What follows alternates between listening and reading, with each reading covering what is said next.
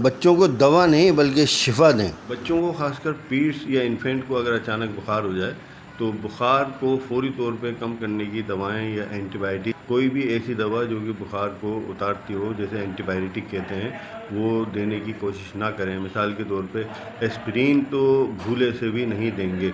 हाँ, एसेटामिनोफेन जो है वो किसी हद तक दिया जाता है अकॉर्डिंग टू द डोज, लेकिन पहले तो आप कोशिश करें कि उसको वजह मालूम हो बुखार की, और दूसरे एक मल्टीपल कोई दवा नहीं देंगे बिफोर इसके कि किसी पीडियाट्रिशियन को ना दिखा लें। हाँ, एक आम पानी का टब हो यानी कि टेप वाटर, उसके टब में आप उसको बिठाएं थोड़ी देर, याद रहे कि ठंडा ना हो, उसको पानी मैक्सिमम पिलाएं।